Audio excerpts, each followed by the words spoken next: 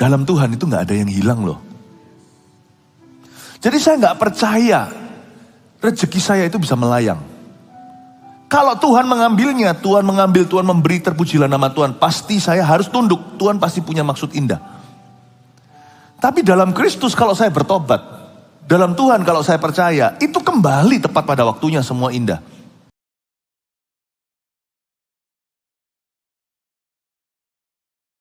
Selamat pagi Tuhan Yesus, dari gerejamu kami bersama-sama menyapa Tuhan dalam hadirat-Nya.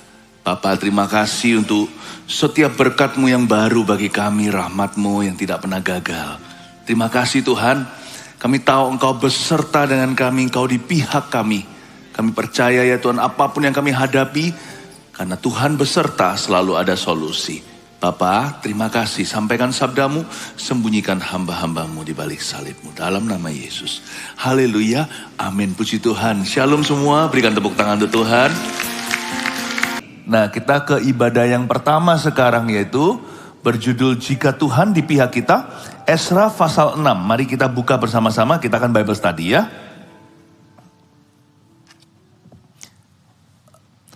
Esra pasal 6 ya.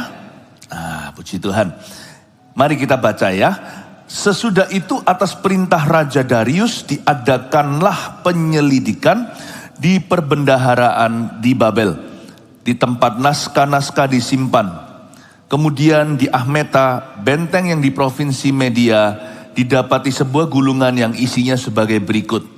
Piagam, 2. Berhenti di sana. Ini ceritanya cari arsip ini yang hilang. Jangan lupa terakhir kali kita bicara soal Esra. Esra itu adalah golongan orang-orang Israel yang pulang ke kampung halaman setelah 70 tahun terdampar di Babilonia. Nah, mereka kembali untuk membangun terlebih dahulu bait suci. Nanti kemudian di zaman Nehemia mereka akan membangun temboknya. Jadi yang kita perlu bangun pertama-tama adalah kerohanian.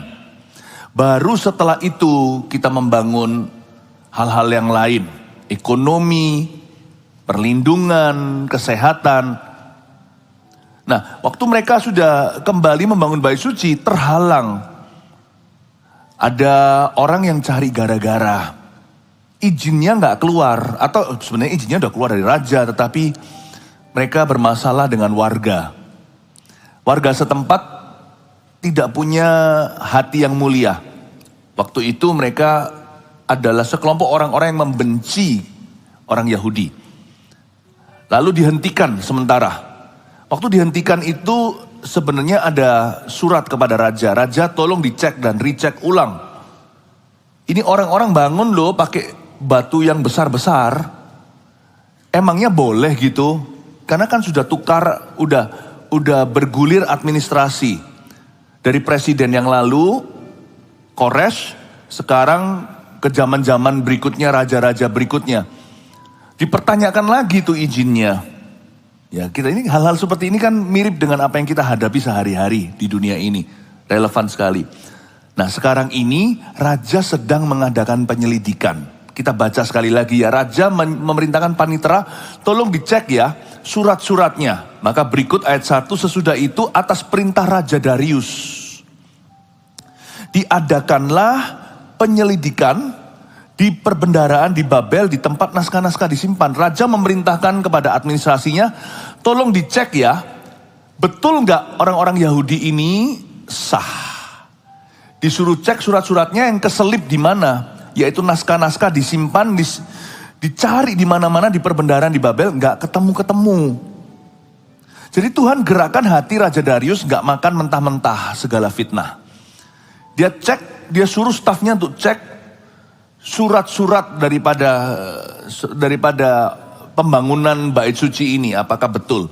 Nah, Tuhan gerakan hati raja. Dan saat Tuhan gerakan hati raja, otomatis proyeknya delay.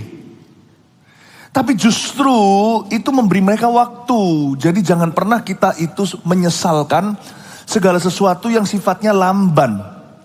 Di hidup kita segala sesuatu yang sifatnya terlambat, di dalam Tuhan tidak pernah telat. Itu semua diizinkan oleh sepengizinan Allah untuk memberi kita waktu berbenah. Untungnya pembangunan tetap bisa berlanjut, tidak dihentikan. Bersyukurlah apa yang tidak berhenti. Saya nggak hanya bicara soal izin lah, izin usaha, izin gereja, whatever. Apapun dalam hidup kita itu yang sifatnya seolah-olah terhambat. Tahu nggak Tuhan itu punya maksud daripada kita ngomel dan mengeluh? Coba lihat, mungkinkah Tuhan itu memberi kita sebuah saat untuk kita membangun sesuatu yang selama ini kita abaikan karena terlalu sibuk atau terlalu fokus kepada sesuatu yang lain. Ini memberi mereka waktu. Memberi mereka waktu ketika raja masih cari naskah, ya, masih menyelidiki surat-suratnya, mereka punya waktu. Nah, mungkinkah ketika kita diizinkan jatuh sakit, jangan sampai terjadi dalam nama Yesus. Mungkinkah untuk kita supaya bisa slow down?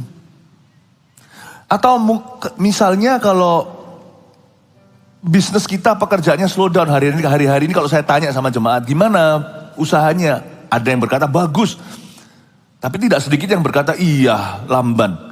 Mungkinkah supaya kita itu mulai berbenah? Mungkin di servisnya, mungkin ini waktunya bukan keluar modal banyak tapi renovasi pelan-pelan.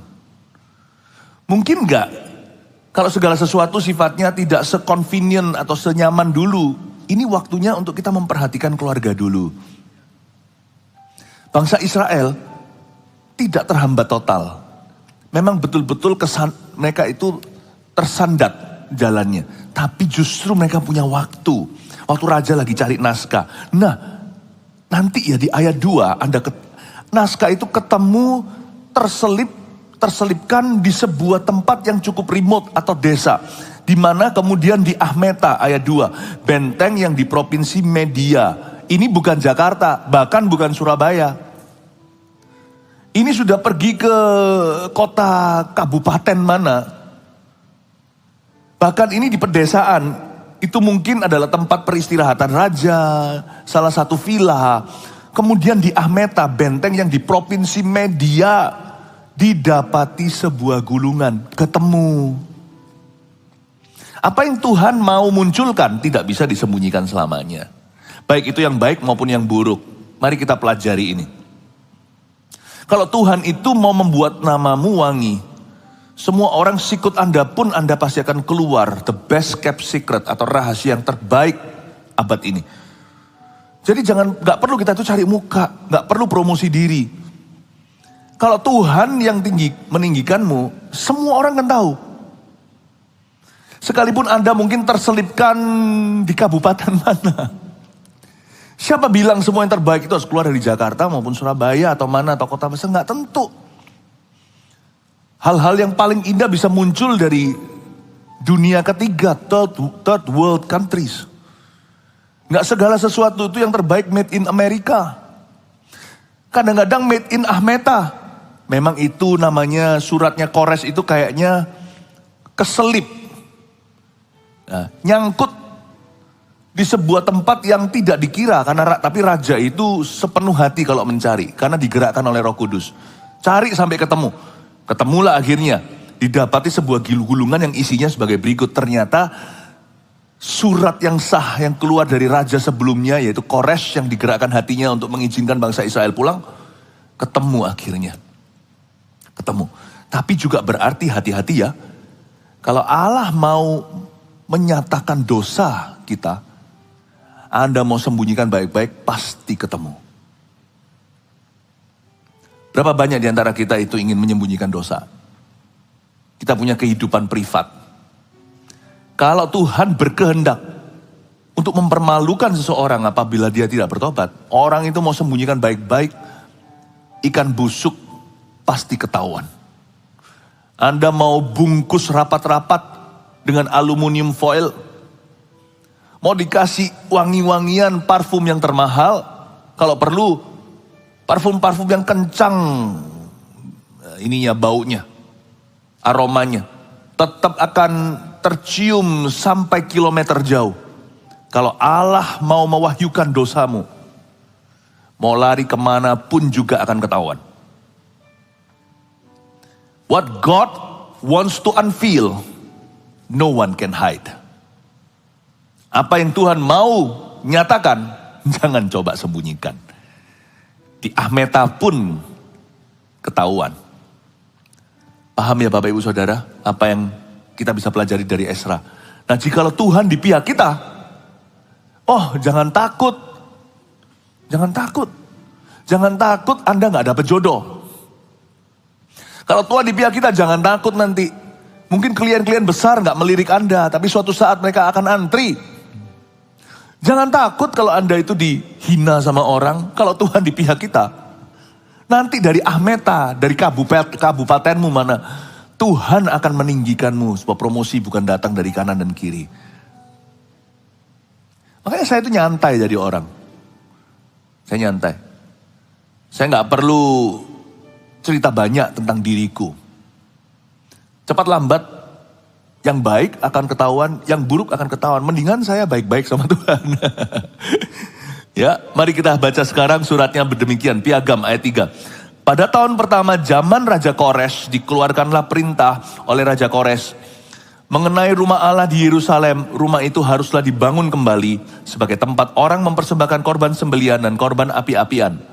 Haruslah tingginya 60 hasta dan lebarnya 60 hasta. Luar biasa, blueprintnya semua akhirnya muncul.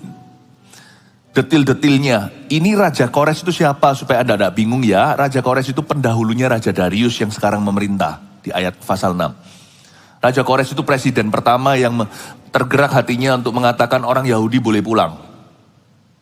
Raja Kores ini dinubuatkan jauh hari, 150 tahun sebelum dia lahir. Dia sudah dibuatkan oleh Yesaya. Luar biasa Tuhan kita. Bahkan namanya disebut Koresh. Atau bahasa Inggrisnya Cyrus. Dan dia menulis bahwa rumah Allah di Yerusalem harus dibangun kembali. Saya kok dapat tiga kata ini ya. Ini seperti rema dari cerita ini untuk kehidupan Anda. Konteks kita beda-beda tetapi pesannya sama. Ya, seperti Raja Kores digerakkan untuk memerintahkan. Tuhan sudah mengeluarkan sebuah titah, apapun kondisi yang Anda hadapi. Ekonomi, kesehatan, rumah tangga, apapun juga. Ada 3 kata ini muncul waktu saya baca ayat ini.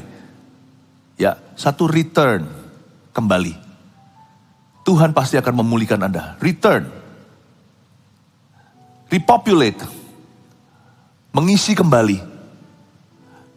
Memenuhkan populasi and rebuild, bangun lagi. Jadi di sini mungkin jaga-jaga ada orang-orang yang sudah jauh dari Tuhan, return, kembali. Itu perintahnya Kores. Ini surat yang diketemukan, mungkin Kores waktu ini sudah mati. Yang kedua, repopulate.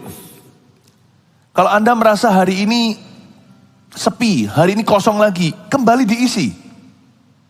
Tuhan tidak pernah ungkit-ungkit masa lalumu, repopulate, will you? Ya, mulai repopulate, rebuild, bangun kembali, bahkan di tempat reruntuhan yang sama. Jangan ada trauma. Hari-hari ini di tahun mimpi dan penglihatan, jangan jadi makhluk trauma ya. Trauma itu tidak membawamu jauh dalam rencana Allah. Iman yang membawa kita jauh. Percaya lagi, rebuild, bangun lagi, bangun kembali. Ya, ayat 4. Dan haruslah dipasang 3 lapis batu besar-besar. Ternyata sudah tertulis dari surat sebelumnya. Dipasang 3 lapis batu besar-besar dan 1 lapis kayu. Biayanya harus dibayar dari perbendaharaan kerajaan. Nah, tahu rasa nih sekarang orang yang melaporkan. Malah sekarang disuruh mendanai. Saya jadi ingat ayat di Yesaya 54. Setiap senjata ditempa melawanmu tidak akan berhasil. Itu janji Tuhan kalau Tuhan menyertai dan jikalau Tuhan di pihak kita. Bahasa Inggrisnya bagus. Ya. No weapons formed against you shall prosper. Tidak ada senjata yang ditempa melawanmu akan berhasil. Coba saya main dengan kalimat sedikit tidak mengubah arti atau maknanya. Malah menambahkan sesuatu dalam pikiran kita. Tidak ada senjata ditempa melawanmu akan berhasil, Yesaya 54. Itu berarti juga semua senjata yang ditempa melawan Anda justru menjadi peluru keberhasilan Anda. Ini orang melaporkan, malah disuruh danai. Coba bayangkan. Awalnya mereka hanya dikeluhi, atau raja diberikan sebuah warning, peringatan. Raja-raja mereka itu lagi bangun pakai batu besar-besar. Kalau Anda baca di pasal 5 ayat 8, bisa melirik sebentar di Alkitabnya. Kalau Anda tidak bawa Alkitab, nggak apa-apa saya bacakan. Kiranya raja maklum bahwa kami datang ke daerah Yehuda. Ini surat pelaporannya. Ke rumah Allah yang maha besar. Rumah itu sedang dibangun dengan batu yang besar-besar. Sedang dindingnya dilapis dengan kayu. Dan pekerjaan itu dikerjakan dengan seksama dan berjalan lancar di tangan mereka. Dilaporkan bahwa mereka sedang mengerjakan rumah Allah dengan batu yang besar-besar. Tapi waktu kita sampai di pasal 6, malah ketemu surat yang asli, originalnya bunyinya begini. Malah harus dipasang 3 lapis batu besar-besar. Coba saya ajak untuk kita berpikir detail. Pelapornya berkata mereka bangun pakai batu besar-besar. Raja menyelidiki. Keluar surat asli. Aslinya bunyinya begini, bukan membangun dengan batu besar-besar. 3 lapis batu besar-besar. Setiap senjata ditempa melawanmu, malah jadi peluru keberhasilanmu kali 3. Didanai lagi. Jangan pernah kita mengeluh kalau kita dalam masalah. Masalah itu adalah berkat terselubung.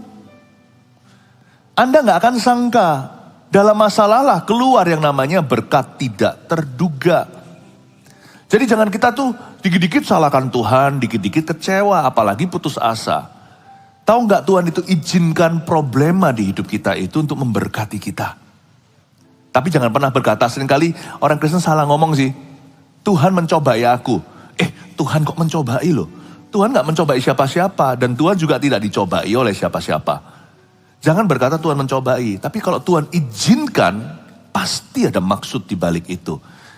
Jikalau manusia punya pepatah ada udang di balik batu, Tuhan punya pepatah ada berkat di balik setiap pencobaan. Jangan takut, berikan tepuk tangan untuk Tuhan. Come on. Haleluya. Ya. Biayanya harus dibayar dari perbendaharaan raja. Ayat 5. Dan juga perlengkapan emas dan perak rumah Allah yang diambil oleh Nebukadnezar dari bait suci yang di Yerusalem dan dibawa ke Babel itu haruslah dikembalikan supaya kembali pula ke dalam bait suci yang di Yerusalem ke tempatnya yang semula. Dan kau haruslah menaruhnya di dalam rumah Allah. Wait, supaya Anda nggak bingung lagi nih keluar nama raja satu lagi. Nebukadnezar, itu siapa sih? Pagi-pagi Bible study ya. Sebab saya nggak kenal pemanasan. Saya keluar rumah udah panas rohani. Jadi nggak ada yang ibadah pertama itu slow down dulu, itu nggak ada. Saya nggak ada. Saya langsung tancap gas. Sekali khotbah detilnya harus 100 km per jam. Kita nggak punya waktu. Ngapain buang-buang waktu? Ya, saya ajak kita mikir. Sedikit history sejarah. Karena kita banyak. Kita semua punya Alkitab tapi kita nggak menguasai. Saya ajari. Supaya kita lebih familiar dengan nama-nama di sini. Nebukadnezar adalah raja. Bukan raja Persia, itu raja Babilonia. Sekarang yang memerintah ini Persia. Babel dulu itu adik kuasa. 70 tahun silam, dia hancurkan Yerusalem, angkut orang Yehuda, pergi ke tanah Babel. Babilonia dihajar sama Persia. Babilonia itu Irak hari ini. Tapi dulu superpower. Digasak sama Persia. Persia itu Iran. Dihajar sana. Dulu Timur Tengah sekitar sini sampai ke Mesir situ. Daerah-daerah sini menuju ke Eropa. Tapi gak sampai ke Viking ya kan. Gak sampai ke Eropa sana. Nanti setelah Persia tahu gak keluar kerajaan mana yang sampai ke zaman Yesus? Siapa yang kalahkan Persia nanti? Romawi. Romawi dikalahkan siapa? Kota Roma dihajar habis sama sekelompok orang yang tidak punya peradaban yang baik. Viking namanya, North Europe, Eropa Utara. Nanti zaman itu sudah mulai masuk zaman modern kalau kita sedikit sejarah. Setelah zaman modern itu terus pelan-pelan perang sana sini keluar superpower namanya Inggris. Inggris perang dunia kedua kehilangan signifikan, setelahnya muncullah Amerika dengan bom atomnya. Amerika sekarang mulai dibalap sama China. Ini semua sejarah. Kejadian sungguhan. Dan sekarang kita bicara soal Nebukadnezar. Nebukadnezar itu dulu merampas dan merampok rumah Tuhan. Bait sucinya Salomo itu loh, dihabisi, digundulin. Dan semua harta diambil. Nah, coba bayangkan kalau harta Anda diambil sama perampok. Masa kembali toh? Kan gak akan kembali. Tapi dalam Tuhan, apa yang jadi berkatmu gak bisa lari. Kalau diambil musuh, Tuhan bisa restorasi. Buktinya 70 tahun kemudian, bahkan lebih. Karena ini sekarang sudah tahun keberapa mereka ditahan pembangunan Bait Suci. Ini sudah 80 tahunan. Ayat 5 ini lihat. Dan juga perlengkapan emas dan perak. Emas perak kalau sudah raib ya raib lah. Mana ada terus habis itu kembali. Kalau sudah di tangannya penjahat atau mafia, habis sudah. Dan juga perlengkapan emas dan perak rumah Allah yang diambil oleh Nebukadnezar. Ini kejadian 80 tahun lalu. Dari Bait Suci yang di Yerusalem dan dibawa ke Babel itu harus dikembalikan. Dalam Tuhan itu gak ada yang hilang loh. Jadi saya gak percaya rezeki saya itu bisa melayang. Kalau Tuhan mengambilnya, Tuhan mengambil, Tuhan memberi, terpujilah nama Tuhan. Pasti saya harus tunduk, Tuhan pasti punya maksud indah. Tapi dalam Kristus kalau saya bertobat, dalam Tuhan kalau saya percaya, itu kembali tepat pada waktunya semua indah. Emas perak itu dirampas sama Nebukadnezar. Ini orang-orang jahat gak takut akan Allah, gak pakai tanda terima. Tapi itu kembali 80 tahun sesudahnya. Saya percaya berkat yang raib hilang di zaman kita. Kalau kita sungguh-sungguh dengan Tuhan, dikembalikan nanti di keturunan. Anak cucu kita loh akan menuai. Apalagi kalau bukan karena dosa, apalagi kalau kita itu menabur dengan air mata. Kita menabur dengan mencucur air mata, akan menuai dengan sorak-sorai. Dan pulang membawa berkas-berkasnya. Tuhan tuh gak pernah hutang 5 roti 2 ikan sama kita. Setiap rasul, setiap murid dari 12 itu pulang tapau bawa bungkusan 12 bakul penuh. Bapak ibu saudara, jangan pernah perhitungan dengan Tuhan. Dan janganlah hatimu hilang iman. Apa yang hilang kalau Anda hari ini hidup di dalam Kristus, semua itu pasti akan dikembalikan suatu hari. Berikan tepuk tangan untuk Tuhan.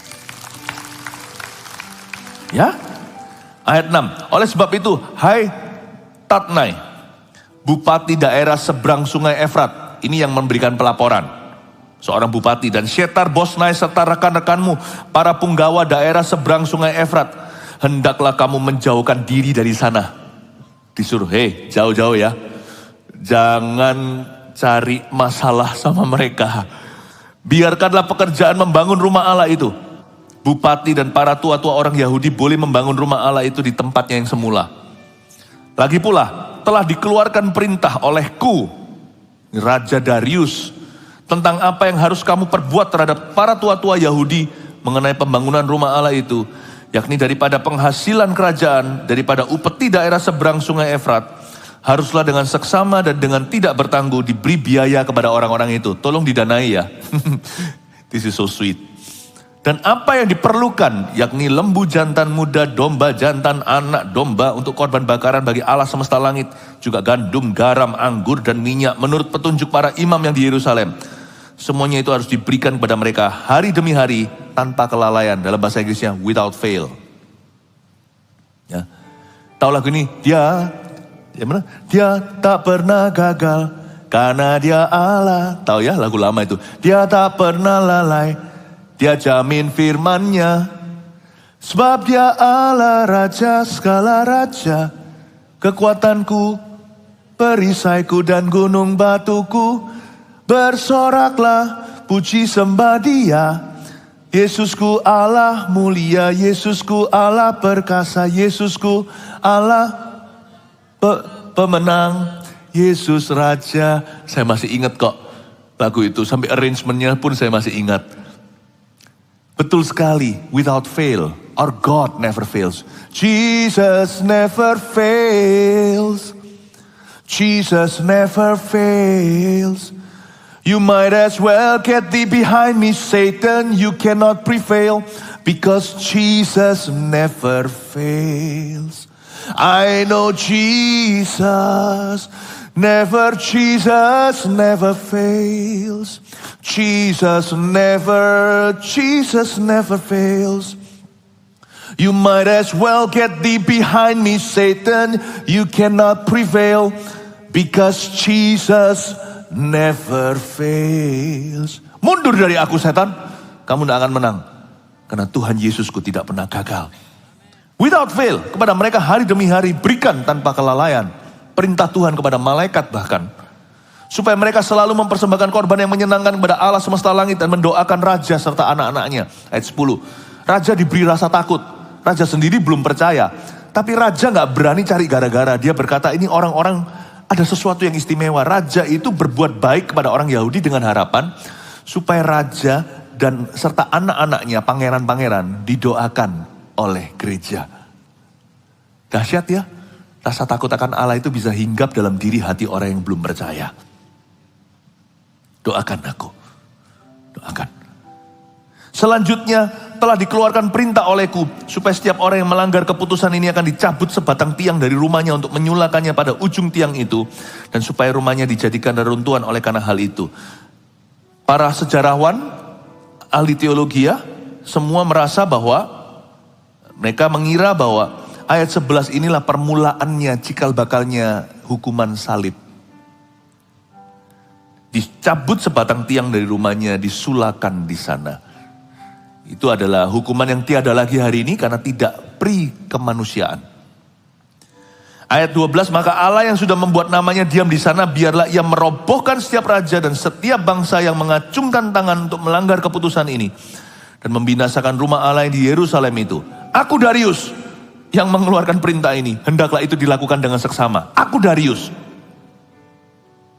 Darius adalah the most powerful successor, atau Darius adalah seorang penerus Raja Koresh yang menulis surat asli itu. Dia adalah penerus raja yang paling berkuasa. Darius ini very powerful man. Ini bukan pejabat tinggi. Zaman itu Raja Persia menyebut dirinya raja di atas segala raja, King of Kings. Dan Darius ini sekuat-kuat dia tetap tunduk di bawah titahnya Allah kita. Tahu nggak Amsal berkata bahwa hati raja itu disetir oleh Tuhan seperti batang air, ke kanan ke kiri. Anda kesulitan dengan orang-orang yang kuat di atas sana, lawmakers, pembuat keputusan. Tahu nggak, sekalipun kita nggak bisa seenak gua, banyak orang itu cepat kecewa sama Tuhan gara-gara Tuhan itu maha kuasa. Kan Tuhan kalau mau kan bisa, karena kita rada memaksa. Tapi tahu nggak, kalau kita hidup berkenan, musuh orang itu pun akan didamaikan. Tuhan itu punya kuasa loh. Sekalipun dia tidak sok-sokan tunjukkan, semua orang itu di bawah kakinya. Semua orang tanpa kecuali, termasuk Darius dan Koresh sekaligus. He's the God of Koresh, he's the God of Darius. The same God, Allah yang sama. Allahnya Koresh, Allahnya Darius. Dan Tuhan kasih sedikit sentilan rasa takut akan dia. Sehingga Darius berkata, aku kepingin didoakan oleh gereja di perjanjian lama. Bukan gereja perjanjian baru, ini adalah umat Israel, gereja waktu itu. Pray for me and my sons. Berapa kali dalam hidup saya bertemu dengan orang-orang jahat. Itu kalau di dunia betul-betul orang yang bengis. Tapi mereka dikasih Tuhan rasa sungkan. Makanya itu penting sekali kita punya reputasi bersih. Penting kita punya integritas. Pernah sekali saya berdiri, saya ketemu sama satu orang. Dia bukan orang siapa, tapi seorang yang saya baru kenal. Ya. Mungkin orang tidak bisa menyatakan apa yang dia rasakan. Apalagi kalau orang tidak peka atau kenal Tuhan. Tapi perasaan segan atau sungkan itu pun datangnya dari Kristus. Dan pernah sekali saya ketemu anak muda lucu sekali. Waktu itu in my office, atau di kantor lama saya. Itu meja saya sampai bergetar. Saya tanya, ada apa? Kenapa kamu bergetar gitu? Ada urusan sesuatu sih. Kalau nggak salah waktu itu soal pekerjaan, bukan konseling atau bukan pelayanan, tetapi itu urusan ketemuan untuk saya perlu cek sesuatu, ya kan? Outsourcing sesuatu apa saya ketemuan. Saya tanya kenapa, lalu dia ngaku, Saya takut dibaca dosanya. Luar biasa. Masa saya bisa baca segalanya toh? Come on lah ya kan. Saya gak maha tahu. Tetapi ada baiknya kita anak-anak Tuhan itu punya reputasi bersih. Kita tuh punya integritas. Karena itu menciptakan rasa takut akan Allah dalam diri orang lain. Dan itu nanti benefitnya indah. Besar sekali benefitnya. Apapun yang kau perbuat akan berhasil. Karena itu jangan kompromi. Oh, dunia ajak kita untuk ngelobi supaya apa? Supaya nanti dapat tendernya atau supaya nanti dapat jobnya. Enggak lah, percayalah, enggak lah. Memang bisa, saya ngerti di dunia ini apapun bisa. Tapi ujungnya kalau mau long term, kalau kita mau jangka panjang segala sesuatu apapun itu. Enggak bisa enggak. Manusia akan kembali kepada orang yang bisa dipercayanya. Harga bisa banting sedikit ke kiri ke kanan. Orang sana mau jual rugi misalnya. Misalkan. Gak apa-apa. Cepat lambat mereka akan kecewa. Akan kembali ke sini yang beda tipis 11-12. Tapi saya gak bisa banting lebih dari itu. Karena saya harus terus terang sama dirimu. Aku tidak punya maksud tersembunyi ya. Kalau lebih dari ini, ngapain kerja kalau rugi? Tapi orang kan kembali karena dia happy. Jadi jangan pernah Anda itu dan saya mengira bahwa atau karena paras kita pasti dapat jodoh. Bisa cantik sebulan. Tapi kalau annoying, bukan anointing. 7 bulan kemudian, udah langsung putus hubungan. Tampang itu kita perlu merawatnya. Tapi bukan segala sesuatu. Langgengnya hubungan nanti itu. Karena karakter, my friend. Bangsa Israel itu punya karakter dipimpin Ezra. Makanya raja pun segan. Yang laporkan pun sungkan. Bangunlah hidupmu di atas dasar reputasi yang baik. Amin. Pekerjaan selesai, pentahbisan rumah Allah. Dan hari raya Paskah yang pertama, ayat yang ke-13. Kemudian Tatnai, bupati daerah sebelah barat sungai Efrat, Shetar Bosnai dan rekan-rekan mereka berbuat dengan seksama menurut apa yang diperintahkan Raja Darius. Wah, gak berani mereka tidak taat. Raja sudah bertitah. Para tua-tua orang Yahudi melanjutkan pembangunan itu dengan lancar. Digerakkan oleh nubuatan Nabi Hagai dan Nabi Sakaria bin Ido. Mereka menyelesaikan pembangunan menurut perintah Allah Israel. Dan menurut perintah Kores, Darius dan Artasasta, raja-raja negeri Persia. Saya jelaskan ayat 14. Masih ikut sama saya ya? Ya. Ini yang disebut makanan keras. Makanan keras itu bukan dimarah-marahin. Makanan keras itu kontennya. Saya ajak Anda untuk makan protein pagi-pagi. Protein tanpa efek samping. Nggak kena ke ginjalnya. Ini protein firman yang membangun muscles. Membangun otot-otot rohanimu. Para tua-tua orang Yahudi itu melanjutkan pembangunan ayat 14. Dengan lancar, kenapa? Karena digerakkan oleh nubuatan. Tujuan nubuatan itu apa? Saya sudah jelaskan. Di kebaktian yang pertama kali Ezra saya ajarkan 2 minggu yang lalu. Saya masih ingat kok topik ibadah 1. Temanya adalah jangan remehkan nubuatan. Nubuatan itu bisa mempercepat. Nubuatan itu akselerasi Allah. Makanya itu saya tidak pernah main-main dengan yang namanya pelayanan firman. Pelayanan firman gini gak tentu nubuatan. Tetapi pelayanan firman seperti ini itu adalah nafasnya jemaat. Hagai Sakaria ini mereka sangat instrumental membuat pekerjaan Allah selesai di dalam hidup umat. Tahu gak apa yang diajarkan di atas ini itu akan menyelesaikan atau menghambat. Makanya kita gak boleh sembarangan. Di gereja kita gak taruh asal-asalan, pokoknya maaf ini kalau ini bukan saya singgung profesi atau apa, bukan. Kita gak sembarang taruh public figure atau artis atau apa naik ke sini. Saya enggak, karena di sini serious business. Ini bukan bisnis, tapi serious business. Apa maksud saya?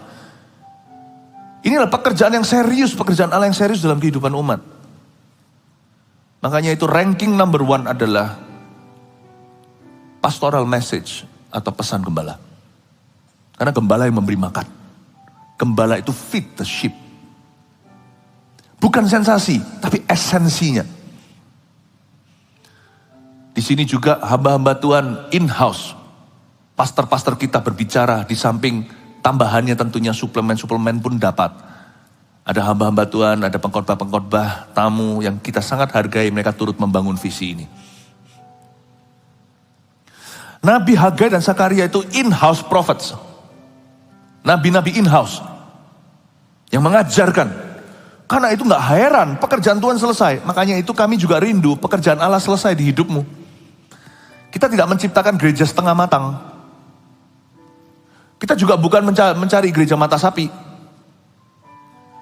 Kita minta supaya mata Tuhan tertuju kepada umatnya di sini. Makanya saya lihat iman jemaat di sini itu sehat-sehat. Bukan gemuk-gemuk. Saya nggak lihat iman gemuk-gemuk.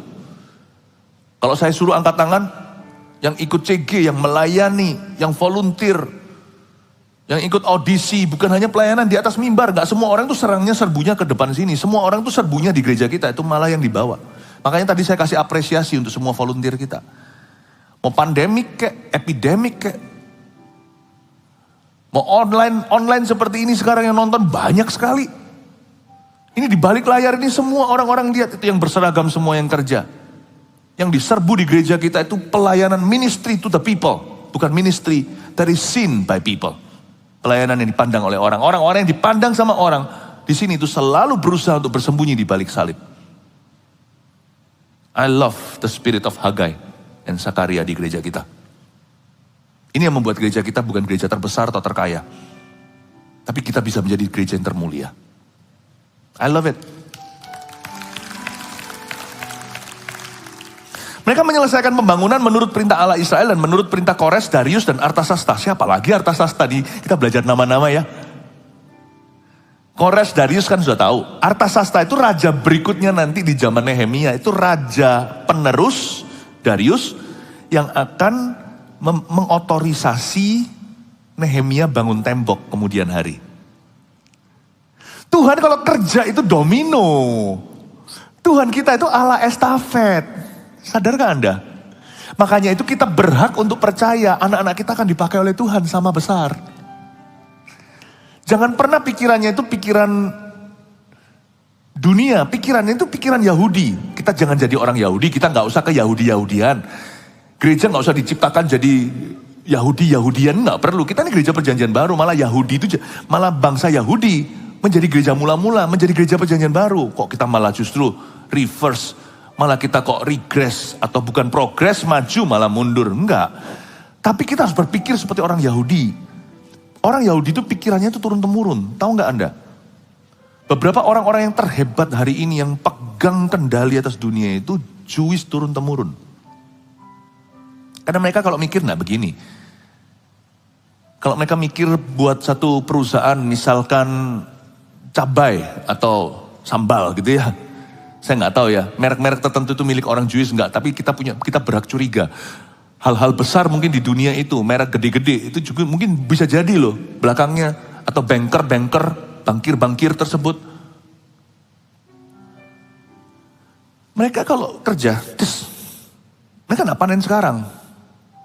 Yang kerja itu mikirkan untuk keturunan yang ketiga. Makanya mereka kuatnya itu turunkan tradisi.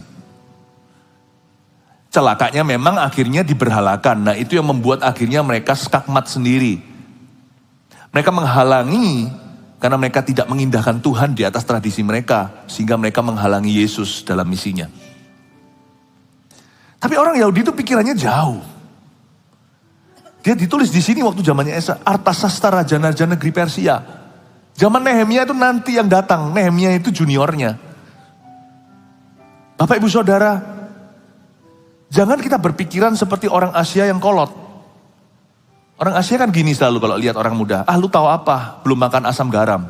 Ya untung tidak bludrik. Kita sama anak muda itu kita meremehkan. No, not this church though. Gereja ini tidak begitu. Ya. Kita sama anak-anak kecil, anak-anak muda. Ah, kamu tahu apa? Dan kita tidak mempersiapkan mereka. Lalu bahasa kita itu lebih melumpuhkan. Paham maksud saya? Kita tidak memahami dunia mereka, kita paksakan mereka memahami dunia kita. Saya hari-hari ini banyak ajarkan. Di zaman-zaman papa mama itu ada banyak generasi katrolan.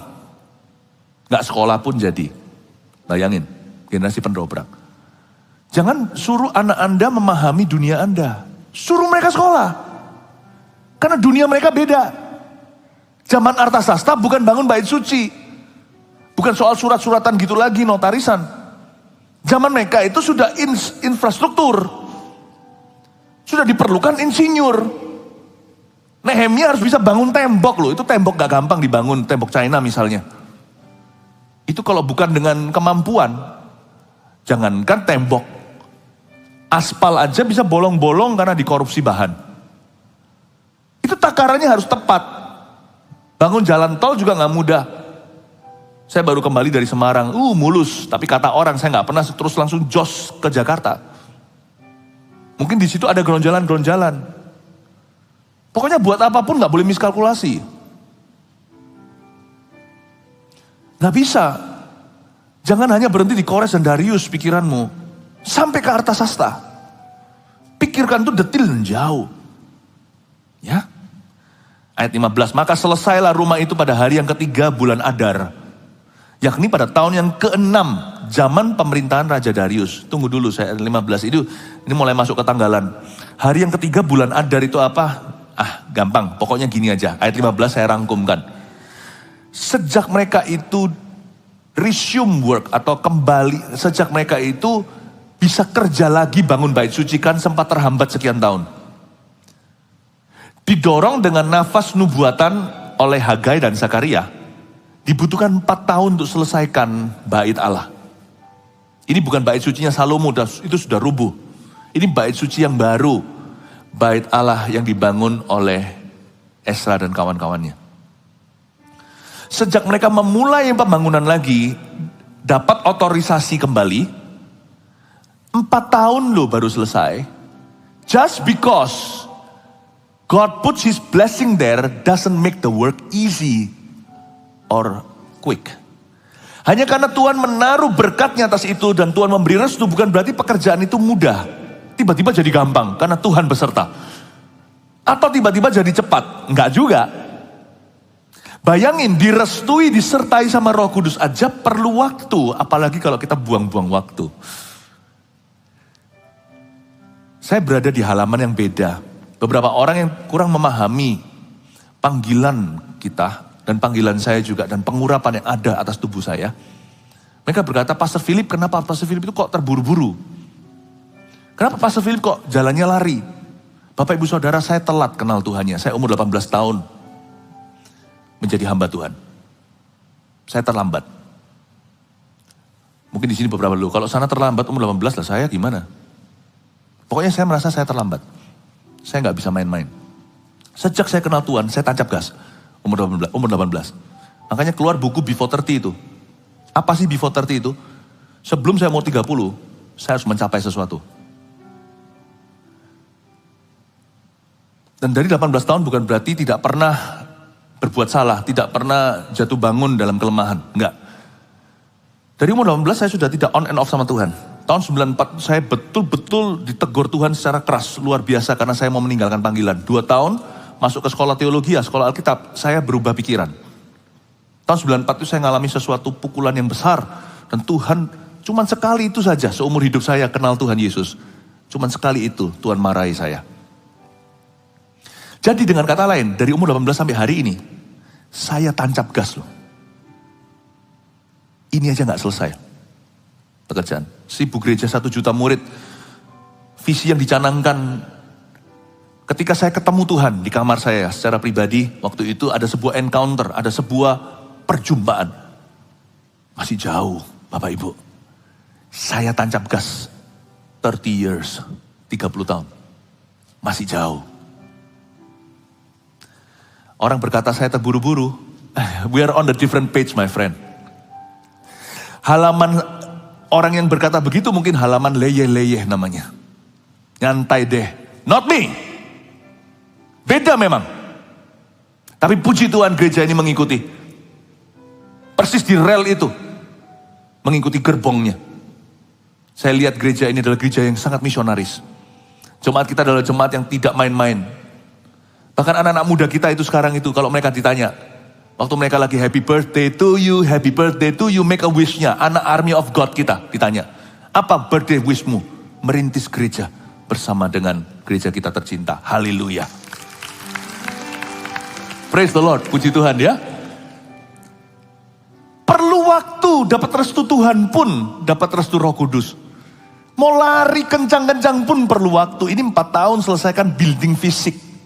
Belum nanti ke depannya kerohaniannya jalan. Nanti kalau kita lihat ayat-ayat berikutnya, pasal-pasal berikutnya di sepanjang hari ini, Anda kan tahu bahwa PR-nya Ezra besar sekali. Bapak Ibu Saudara, don't waste your time. On and off sama Tuhan itu sudah gak zaman. Aku mundur dari Tuhan, maju lagi, mundur maju lagi. Coba bangun badan dengan cara demikian. Gak jadi-jadi itu bodybuildingnya. Orang yang memang mau gedein badannya seperti Arnold Schwarzenegger zaman dulu. Seperti Ade Rai. Gak bisa mut-mutan. Udah gede di size itu, tambah beban supaya tambah gede lagi. Nah kalau dia gede di situ, 2 minggu gak latihan, kempis lagi. Dan akhirnya cuman kempis, kembang, kempis, kembang, kempis, kembang, kempis, lalu gak pernah besar-besar. You cannot, kita gak bisa on and off sama Tuhan, maju mundur. Kalau Anda mau melihat rencananya digenapi, gak bisa begitu. Terus sama Tuhan juga setengah-setengah, tidak punya disiplin. Mood doa ya doa, mau baca Alkitab, kalau enggak ya udah nggak usah. Percuma ke sekolah teologi, ya percayalah saya sekolah teologi 4 tahun. Teman-teman saya semuanya 4 tahun bersama dengan saya itu baca Alkitab, Kejadian Wahyu sekalipun nggak pernah. Tapi belajar buku-buku tentang Alkitab. Yang saya tahu satu yang bersama dengan saya selesaikan, kita nggak sok-sokan. Saya sekarang cerita setelah puluhan tahun kemudian. Satu teman saya orang bule namanya Todd. Itu yang sama saya komitmen, saling mengingatkan untuk kita baca selesai. Teman-teman saya semua tahu buku teologi ya, don't know the Bible. Gak ada garansi dipakai Tuhan masuk ke sekolah teologi. Gak ada. Makanya di sini juga jangan sampai ada orang terhalang melayani karena ada perasaan aku itu belum menguasai Alkitab. Asal Anda baca dengan kerinduan, baca seperti layaknya seorang murid dan minum susu seperti anak. Percayalah Allah akan memakaimu. Asal jangan mut-mutan. Gak bisa on and off sama Tuhan. Perlu waktu untuk selesaikan. Jangan-jangan nanti kita masuk ke sorga suatu hari, telur setengah matang. Dan Tuhan nanti gak bisa mengatakan kepada kita, well done. Bukankah di ayat Alkitab nanti waktu di akhirat, Tuhan waktu menghakimi, sebagian Tuhan beritahu, enyahlah, sebagian Tuhan berkata, baik sekali perbuatanmu, dalam bahasa Inggrisnya, well done. Kalau Anda makan steak, ya, makan daging, ditanya sama waiter atau yang menyajikan, Bapak mau dagingnya seperti apa? Medium well atau well done? Kalau steak boleh makan medium well, medium rare atau setengah matang. Kalau hidup jangan matangnya setengah, harus well done. Jangan-jangan nanti kita semua sebagian besar orang Kristen 99% pulang ke sorga, sia-siakan kasih karunia. I'm no longer 18. Saya menuju 50 umur saya. Masih muda dibanding sebagian Anda. Tapi saya mulai jauh lebih dulu. Kemarin saya waktu di Semarang ketemu dengan beberapa orang-orang waktu kita dedikasi gedung. Ketemu juga dengan beberapa perwakilan pejabat dan sebagainya. Ada juga dari kekristenan, dari organisasi. Selalu beritahu sama saya, wah, saya dengar pengaruhnya sudah sampai ke sini, tapi masih muda ternyata ya. Itu ngomong kira-kira ada 4-5 kali diulang. Dalam sekali pertemuan gini, masih muda. Saya bersyukur. Kenapa? Itu pujian. Tapi saya gak perlu ceritakan, saya mulainya jauh lebih muda soalnya, dari belasan tahun. Ya, belasan tahun. Tapi kita sudah gak semudah itu Bapak Ibu. Tahun depan kita masuk ke rooftop itu, ini lagi bangun jadi, doakan ya, terus ya. Sekali masuk itu nanti, kita itu kontraknya 20 tahun di sana. Saya sekali masuk situ, akhir kontrak saya 70. Umur 70 tahun. Maafkan di sini, kalau Anda di sini udah umur 70, masuk ke situ, apakah Anda masih hidup atau enggak nanti setelahnya? Mungkin itulah tempat gereja di mana dari situ dikirim ke sorga. We have no time. Ya tapi gak usah menangkan Afrika, saya ngerti. Om Anda saja belum bertobat kok. Jangankan Afrika. Ponakan Anda masih lari dari Tuhan. Tugas kita masih banyak, dear Ezra. Gak bisa saya kerja sendiri. Saya kerja sendiri hangus masa muda sudah 30 tahun ini. I need you. Mari kita bangun bersama-sama. Makanya orang yang bergabung dengan gereja kita bukanlah jemaat iseng. Kalau datang sini tamasya nggak akan jadi, nggak akan tahan. Betahan kata orang Hokian. Yang datang ke sini semuanya kerja untuk Tuhan. Sambil kerja, sambil minum. Puji Tuhan kan? Seperti Gideon yang pergi perang itu loh tentaranya. Bukan yang minumnya seperti anjing gitu. Tapi yang membawa sini satu tangan memegang senjata. Perang sih perang. Tapi dalam Tuhan, Tuhan selalu mengenyangkan. Haleluya, kasih tepuk tangan untuk Tuhan. Untuk pentabisan rumah itu, ketiga bulan ayat 16, maka orang Israel, para imam, orang-orang Lewi dan orang lain yang pulang dari pembuangan merayakan pentabisan rumah itu dengan sukaria. Untuk pentabisan rumah Allah ini mereka mempersembahkan lembu jantan 100 ekor, domba jantan 200 ekor, anak domba 400 ekor, juga kambing jantan sebagai pengkorban penghapus dosa bagi seluruh orang Israel. 12 ekor menurut bilangan suku Israel. Ayat 17, waktu ini kejadian sudah 70 tahun di Babiloni. Orang Israel itu sudah punah 10 suku loh, tahu nggak? Kenapa mereka masih mempersembahkan 12 ekor? Masing-masing ekor untuk satu suku. Yang sisa hanya suku Yehuda dan Benyamin. Yang lainnya semua sudah punah. Karena Babilonia mengambil Yehuda dan Benyamin, selatan Israel yang utara 10 suku itu. Suku Ruben, suku apa, Manasye, Efraim yang paling gede. Ya, itu semuanya diangkut sama Asyur, bangsa Asyur atau Assyria. Itu semua punah, udah kawin campur, udah hilang semua. Kok masih persembahkan 12 suku? Lihat, kerajaan Allah yang benar itu memang selektif dia. Dia gak sembarang libatkan orang, tapi dia inklusif. Seperti tadi kata-kata saya itu loh, I need you. Itu didengungkan di kerajaan Allah. We need each other. 10 suku punah pun mereka mempersembahkan korban, jaga-jaga kalau masih ada.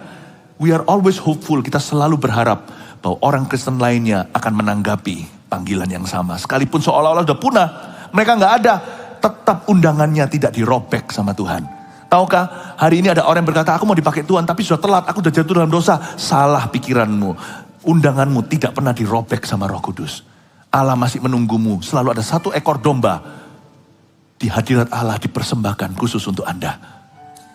Karena Yesus tidak, haleluya, kasih tepuk tangan untuk Tuhan. Mereka juga menempatkan para imam dan golongan-golongan dan orang Lewi pada rombongannya untuk melakukan ibadah kepada Allah dan diam di Yerusalem sesuai dengan apa yang tertulis dalam kitab Musa. Dan pada tanggal 14 bulan pertama mereka yang pulang dari pembuangan merayakan Paskah. Karena para imam dan orang Lewi bersama-sama mentahirkan diri. Sehingga tahirlah mereka sekalian. Demikianlah mereka menyembelih anak domba Paskah bagi semua orang yang pulang dari pembuangan. Dan bagi saudara mereka yakni para imam dan bagi dirinya sendiri. 2 ayat lagi. Orang-orang Israel pulang dari pembuangan memakannya. Dan demikian juga setiap orang yang memisahkan diri dari kenajisan bangsa-bangsa negeri itu. Lalu menggabungkan diri kepada mereka untuk berbakti kepada Tuhan Allah Israel. 10 suku bisa punah. Tuhan kirim bangsa lain yang bergabung dengan orang Yahudi dan disunatkan. Tahukah, jikalau ada orang di sini yang menolak panggilan Allah, kursimu akan segera diambil sama orang 1001 yang antri. Sebab kursi gereja bukanlah membership, tapi covenant. Kursi gereja itu bukan anggota, tapi perjanjian, bukan keanggotaan. Lagi pula mereka merayakan hari raya roti tidak beragi dengan sukacita 7 hari lamanya. Karena Tuhan telah membuat mereka bersukacita. Ia telah memalingkan hati raja negeri Asyur kepada mereka. Sehingga raja membantu mereka dalam pekerjaan membangun rumah Allah, yakni Allah Israel. Lihat itu, bekerja untuk Tuhan, kata orang Ambon, selalu manise. Dengan sukacita Tuhan membuat mereka bersukacita dalam pekerjaan mereka. Dengan sukacita 7 hari lamanya. Karena Tuhan memalingkan hati raja negeri Asyur kepada mereka untuk membangun rumah Allah.